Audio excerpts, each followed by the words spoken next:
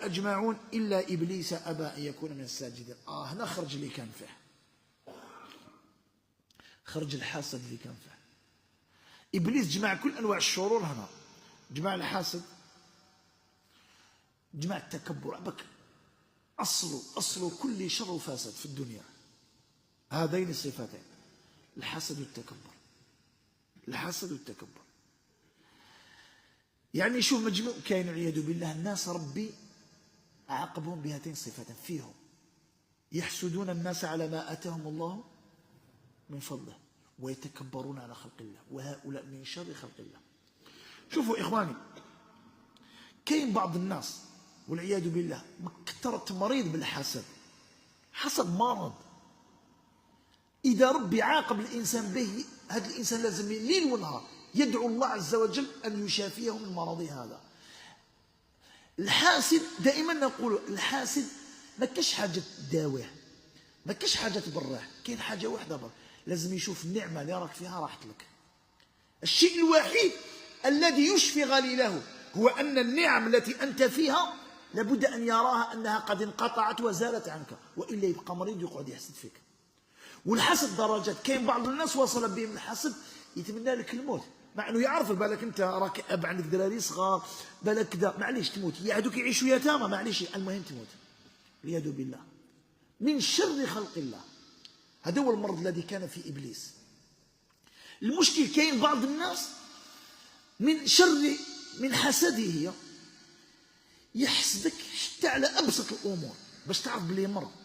انت بالك ما راكش غني، ما عندكش الجاه وما عندكش السلطه، ما راك انسان عادي جدا، لكن يحسدك على الابتسامه، يحسدك عليها، يمرض، يشوفك تضحك يمرض.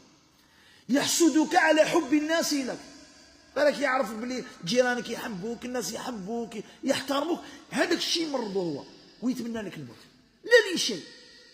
من بعد انت تستغرب تقول بصح انا علاش وليدي لهيا مع اني ما عنديش ماشي لازم يكون عندك المال. الحاسد من شر خلق الله، يتمنى زوال اي نعمه تكون عندك ولو كانت النعمه صغيره، كراحتك، كراحه بالك، كابتساماتك، كما بالش انا حب الناس اليك، هذا يمرضوا والعياذ بالله.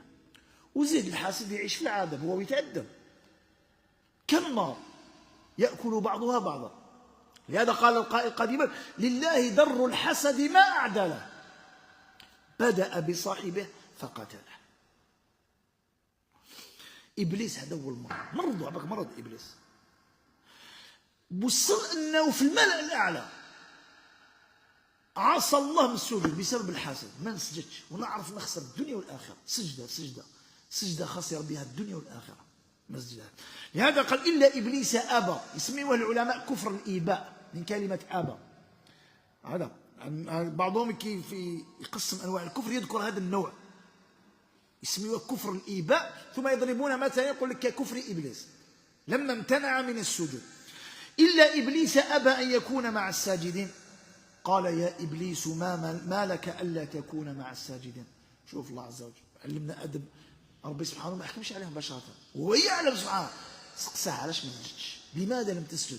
تخيلوا، شوف احنا القصة نعرفوها إخوان وسمعناها أكثر من مرة والحمد لله، وشوف كيف نحن متشوقون لإتمامها ومركزون عليها. أتخيل قريش أول مرة تسمع الأمر، ومن فم من؟ شيء إمام ولا من فم رسول الله عليه الصلاة والسلام، ومن بعد لا يسلمون، من بعد الآخر يقولوا له أنت مجنون وكذاب وساحر. شت ربي كيطبع العقول القلوب، ليس بضلال أحد معقول. باش تشوف نعمة الهداية يا إخواني، نعمة ربي هداك نعمة عظيمة جدا. فقال: يا إبليس ما لك أن لا تكون مع الساجدين. علاه؟ شوف الجرأة، عباك تكون حاسد تكون عندك واحد الجرأة، عندك وجهك صحيح. علاش؟ لاخاطش راه عندك واحد الصراع الداخل، هذاك الإنسان ما يقدرش يتخيله مع ربي سبحانه. قال: لم أكن لأسجد لبشر خلقته من صلصال من حمأ مسنون. قال ما دام وهذه سبه، قال ما دام خلقته من تراب صلصال ما نسجدلوش. وفي سورة أخرى قال: أنا خير منه خلقتني من نار وخلقته من طين. هذا ما عندوش عذر، هذا هو العذر الوحيد تاع إبليس. أنا من نار، قالوا أنا خير منه خلقتني من نار وخلقته من طين. عذر واحد، أن هذا المخلوق الذي خلقته يا رب خلق من طين، وأنا خلقتني من نار. لهذا كذلك يذكر بعض أهل العلم قال لك من أسباب خسران إبليس هو القياس الفاسد. عمرك في حياتك ما تقيس حياتك على حياة الآخرين. إبليس قاس روحه على آدم، خسر. علاش؟ لله في خلقه شؤون، ربي كل إنسان واش عطاله في حياته. عطاك أمور لحال هذا، عطا هذا لحاله. سبحانه حكيم يعلم ما يفعل. علاش يا ربي عطيت له ما عطيتنيش؟ بالو كان عطاه له كان فسد. شفت ابليس كانه قال له علاش انا خلقتني من نار وخلقته من طين؟ وعلاش ماشي العكس؟ على واش ولا يدير ابليس؟ يعترض على قضاء الله وقدره. وهذه طامه. اذا اول هذا يقول ابن القيم رحمه الله اول من قاس استعمل القياس هو ابليس. وكان يكنيه شكون اللي قلنا الكنيه تاع ابليس؟ ابو مره. الله ابليس كنيته ابو مره. كي تقراو في بعض الكتب يقول ابو مره عرف بلي ابليس، ولا واحد يشبه له في الافعال ولا كاين عباد الله اكثر من ابليس خالتي، صدقوني بالله. الشيطان في مسلخ بشر. كاين ناس والله يا اخواني عندهم افعال اكثر من الشياطين، هما شياطين الانس هذو هما. كاين شياطين صدقني، كاين ناس ابليس بالك يتلفوها له مش الشر. كاين انسان متمكن في الشر، شفت واحد متمكن في الشر هارب في الشر. كاين هكذاك ناس. كما كاين واحد متمكن في الخير، متمكن في العلم، متمكن في العلوم. كاين ناس كاين ناس متمكن في الشر. شوف يجيب لك حلول في الشر يقولها لك عباك راسك يوجعك ويديرها والله غير يديرها والعياذ بالله. هادو ما ينطبق عليهم حديث النبي عليه الصلاه والسلام من الناس من هو مفتاح للشر. كاين الناس فتح تاع الشر عنده، كش ما يخصك يعني هنا مفتاح تاع الشر عنده اي حاجه يعني هنا روح. كما كاين الناس مفتاح الخير عنده. هذا قال عليه الصلاه والسلام من الناس من هو مفتاح للخير مغلاق للشر، ومن هو مفتاح للشر مغلاق للخير. نسال الله السلامه والعافيه. خلاص هنا لما قاس إبليس قال لم أكن لأسجد لبشر خلقته من صلصال من حماء مسنون قال فاخرج منها فإنك رجيم.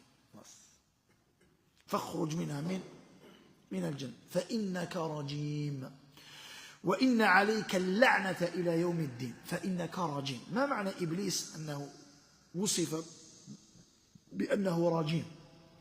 رجيم قالوا اسم فاعل أو اسم مفعول، كنا تكلمنا عليها في تفسير استعاذة أعوذ بالله من الشيطان الرجيم. معنى رجيم الرجم هو القذف. قال لك يا إما اسم فاعل يعني هو اللي يرجم الناس بالشبهات والوساوس هذا يرجم هذيك الوساوس ورجومات يرجمك بها.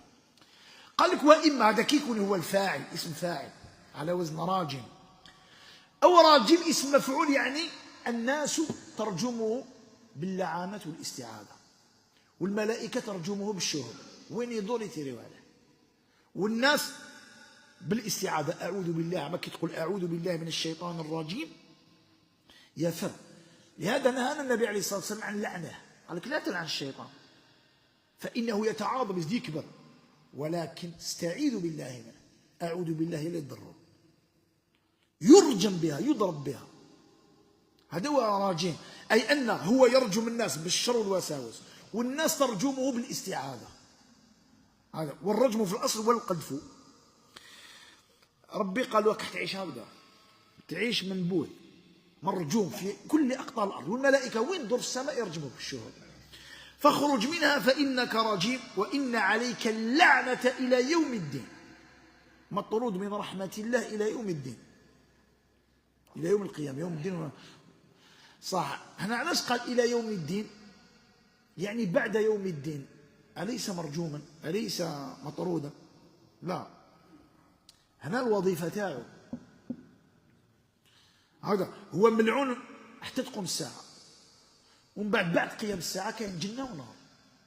ما عندوش تأثير بعد إبليس، خلاص خدمته هو. بعد يوم القيامة أو موت الإنسان ما عندوش تأثير عليه، خلاص انتهت وظيفته الآن. لهذا قال إلى يوم الدين. قال ربي فأنظرني إلى يوم يبعثون. وزاد شوف لكي يتوب. قال لك الفرق بين إبليس وآدم عليه السلام. إبليس أخطأ. كاين بعض الملاحدة يجيب لك هذه الشبهة، يقول لك علاش إبليس أخطأ ولم يغفر له وآدم أخطأ وغفر له؟ كلاهما كان في الجنة. توقف نشوف. آدم أخطأ، أكل من الشجرة. آدم أول حاجة اعترف بالذنب وتاب من الذنب وندم. 3. الاعتراف بالذنب مهم جدا، خاطش الذي لا يعترف بالذنب توبته كاذبة. آدم عليه السلام قال ربنا ظلمنا أنفسنا وإن لم تغفر لنا وترحمنا لنكونن من الخاسرين. آدم عليه السلام اعترف وحده وما يكفيش، قد اعترف بالذنب ما يكفيش، ندم وتاب. فتلقى آدم من ربه كلمات فتاب عليه. وشو هي الكلمات اللي قلت؟ هذا ذكرها ربي سبحانه وش بصورة اسمع عليها سورة الأعراف. ربنا إننا ظلمنا أنفسنا، هذه هي الكلمة اللي قالها هو وحواء. وإن لم تغفر لنا وترحمنا لنكونن من الخاسرين. فتلقى آدم من ربه كلمات فتاب عليه إنه هو التواب الرحيم. هذه الثلاثة اجتمعت في آدم. شوف إبليس وش قال له؟ ما ندم، ما اعترف بالذنب، نستغفر الله عز وجل. كي قال له وإن عليك اللعنة إلى يوم الدين، قالوش يا ربي اغفر لي، زاد تبجح قال ربي أنظرني إلى يوم، برك ما عندي وحدة، زيد أخرني باش نفسدهم كاع. تألى على الله، تحدى الله عز وجل. ربي أنظر، قال ربي فأنظرني إلى يوم يبعثون. الإنظار هو التأخير، يعني أخرني ما تقتلنيش، أخرني حتى يوم القيامة. قال ربي فأنظرني إلى يوم يبعثون. قال فإنك من المنظرين. أنا خليتك عطيتها لك هذا. إلى يوم الوقت المعلوم اللي هو يوم القيامة، وقت معلوم يعلمه الله عز وجل. قال ربي بما أغويتني. الغواية ما معناها؟ الضلال، يعني بما أضللتني. هذه سبة ضلالي هو آدم، وماشي آدم، هو إبانك السجود لآدم. فقال ربي بما أغويتني لأزينن لهم في الأرض ولأغوينهم أجمعين.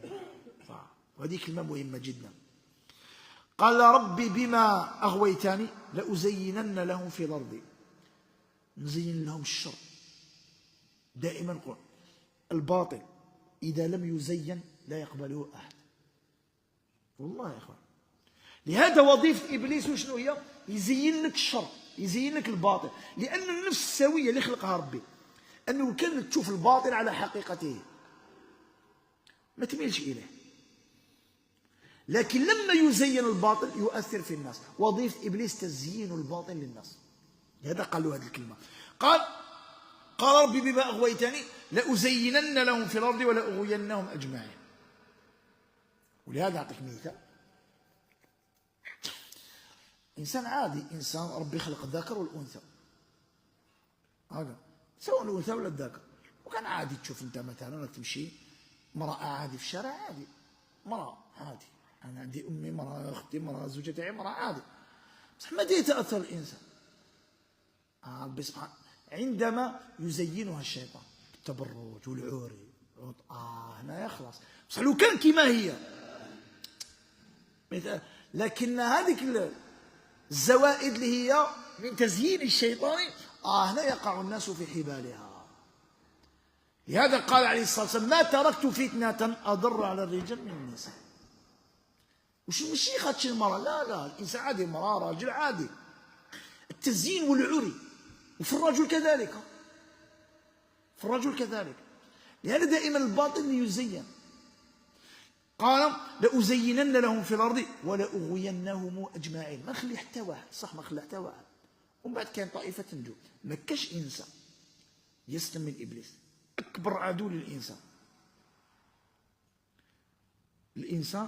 إبليس، النفس، الدنيا والهوى. هذا الربعة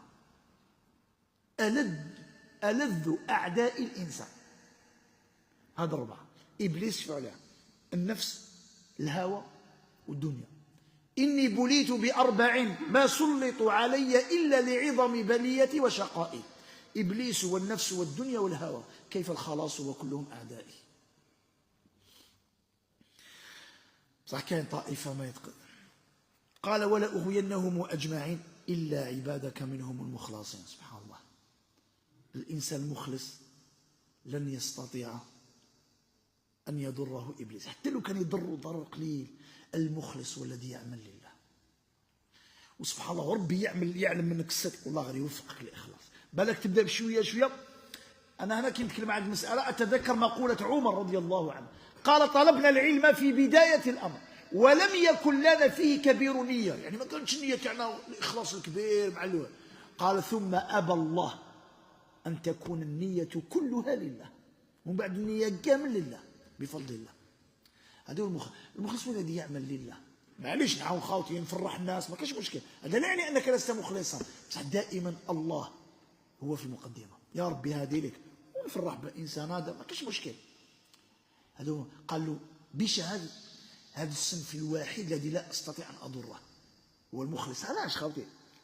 قال النبي عليه الصلاة والسلام ثلاثة لا يغل عليهم قلب مؤمن، ما تقدرش تكرهه. كاين واحد ثلاثة من الناس ما تقدرش تكرهه، منهم الذي المخلص الذي يعمل لله. خاطش الذي يعمل لله بك يعمل، بلا بك يعمل، فهمت؟ وربي سبحانه يقذف له الحلاوة في قلبه. خاطش علاش الذي يعمل لله من صفته الاستمرار. خاطش هو صح مادام دوك ما شاء الله دوك حنا دايرين درس مثلا، الحمد لله، دوك فرق بين انا ندير درس وقاعد معايا واحد، بصح ندير انا واحد ندير، وبين انا ندير درس ومعايا الاخوه قاعدين ما شاء الله، انا نحب هكذا قاعدين معايا خير ما نكون وحدي. بصح كانوا ما كانوش ندير، خاطش علاش انا ما درتها لهمش اليوم، بصح درت باش نعلم خاوتي ونتعلم معاهم. بصح انا الحاجه الاولى درتها لله، تسمى بيك بلا بيك انا ندير. هذا هو الاخلاص. الذي يربط حياته بالناس هذا عنده خلل في الاخلاص، هذا يطول ولا يقصر، يؤثر فيه ابليس. بصح المخلص لا. لهذا شوف جرب احيانا، احنا بشر ونتأذى احيانا. مثلا نعطيك مثال، مثلا انسان درت فيه الخير عاونته، دارت الايام دار عليك، دار الايام قابل الاساءة، الاحسان تاعك قابله بالاساءة، تغيظك. انت انسان، انا صراحه انت انسان تغيظك، بصح كي تفكر من بعد بصح انا درتها لله، لا نريد منكم،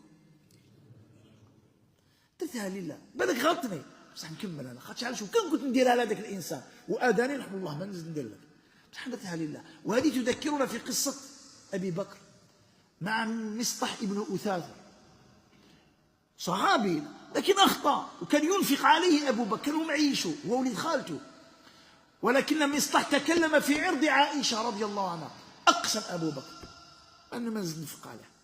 ومن بعد نزل قوله تعالى سوره النور: الا تحبون ان يغفر الله لكم والله غفور رحيم. قال بلى. اتذكر بلي اخي كنت نديرها لله، خاعبك حاجه كبيره. كمل ينفق على رجل تكلم في عرض الطاهره المطهره عائشه رضي الله عنها وارضاها. اش الاخلاص كشي يرتقي بالانسان، عباك هذاك الارتقاء اللي تطلعوا ما يقدرلكش ابليس.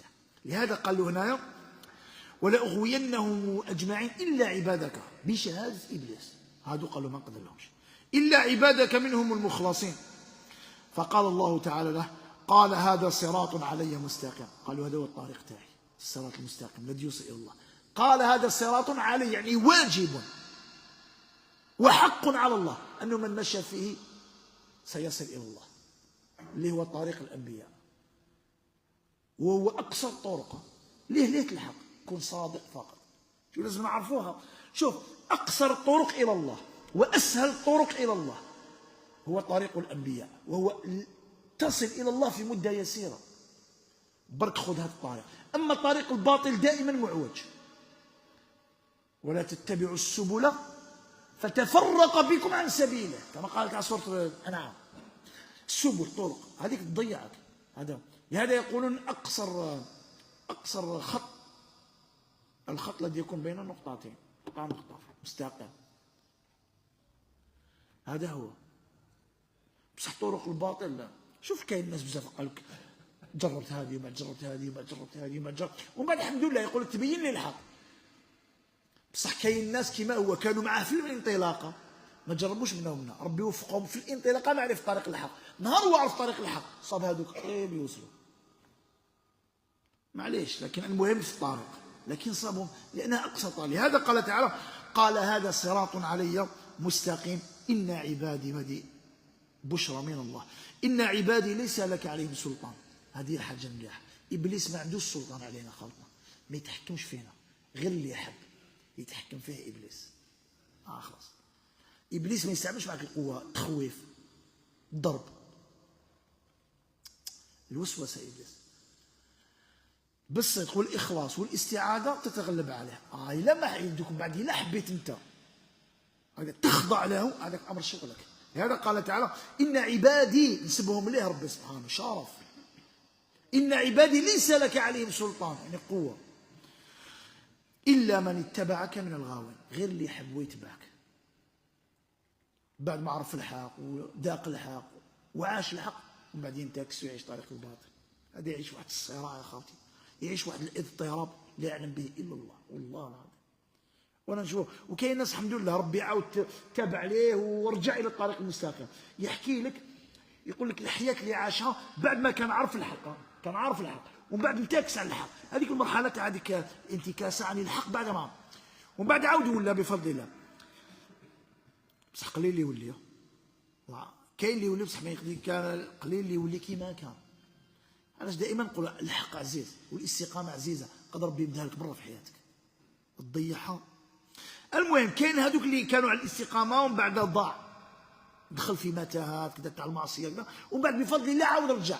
يحكي لك الايام اللي كان عايشها، يقول لك والله العظيم، يقول لك شوف درت كاع محرمات باش، يقول لك كنت عايش حياه الشقاء بكل ما تحمله كلمه الشقاء من معنى، حياه الظلام، الاضطراب، وما كاش حاجه من الاشياء الكبيره اللي ربي يعذب بها العاصي.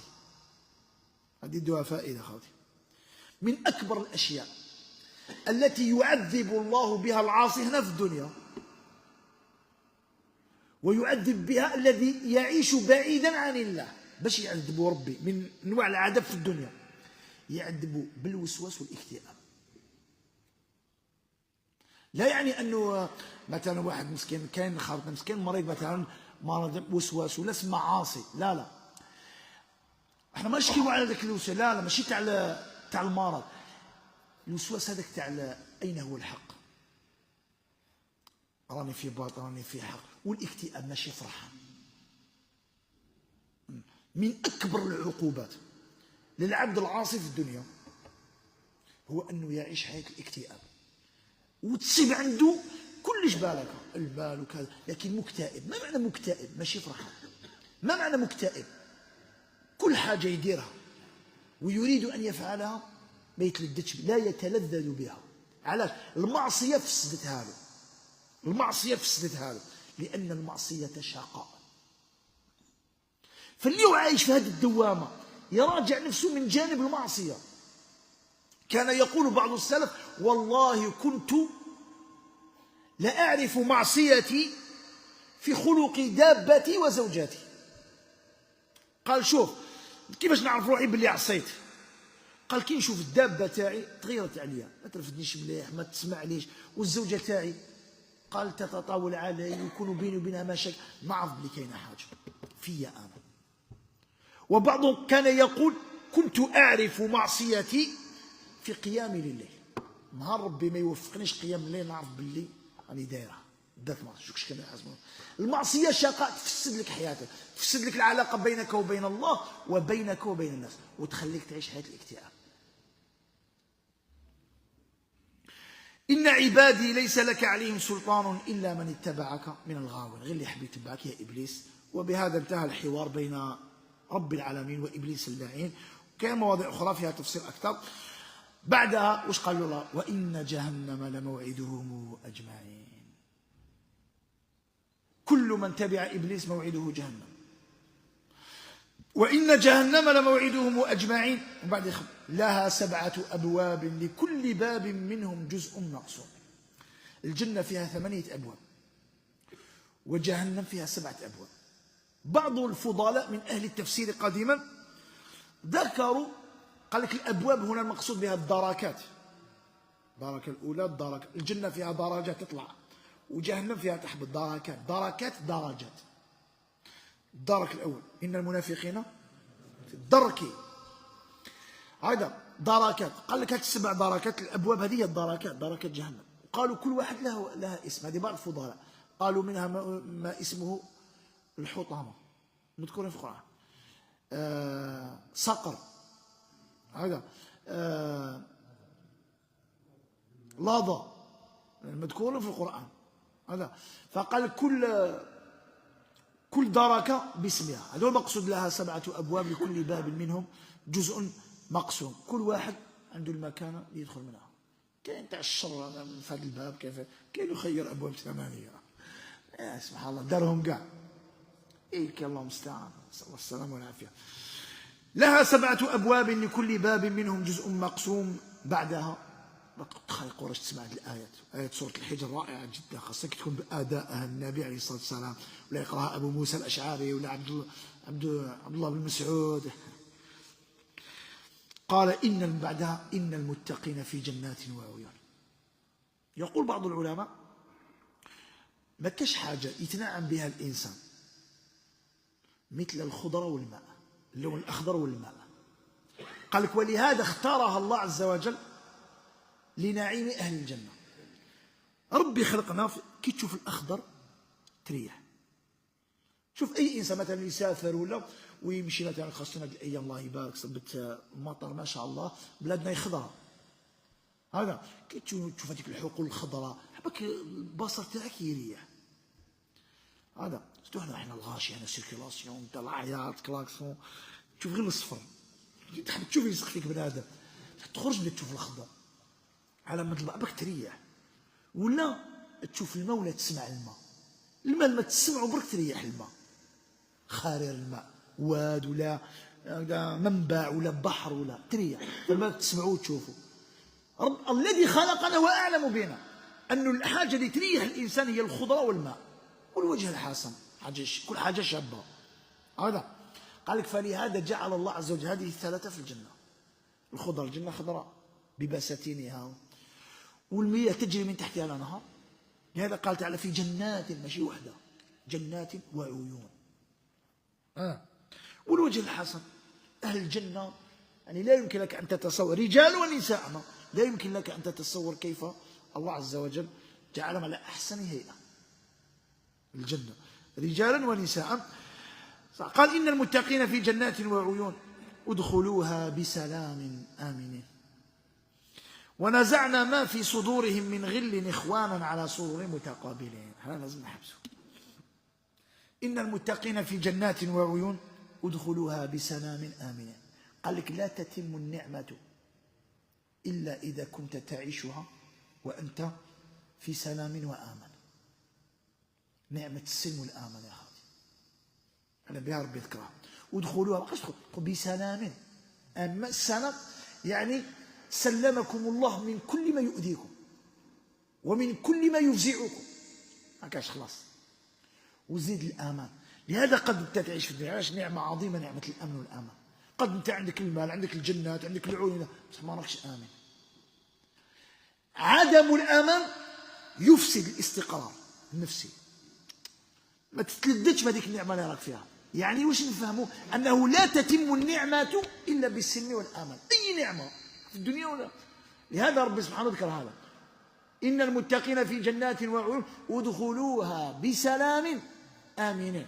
هذه الأولى، لازم يكون آمن. ثانية، لا يمكن أن تتنعم بالنعم إلا إذا كنت تعاشر وكان معك أناس صالحين، أناس ترتاح لهم ويرتاحون لك. يستحيل خوتي أن تتنعم في بيئة، هذا أن تتنعم في بيئة لا يمكن لك أن تتعايش مع أهلها. تستحيل.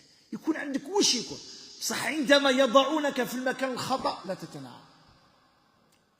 فمن أسباب الشقاء أنك تعيش في هذه الحياة، أنك تعيش في المكان الخطأ. حتى لو كان عندك كلش، عندك المال، عندك الجاه، عندك المناصب، لكنك مع الناس الخطأ لا تتنعم.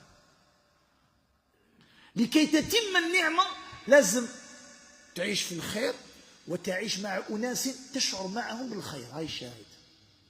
تعيش مع ناس تحس معهم بالخير، تحس معهم بالراحة، تحس معهم بالطمأنينة.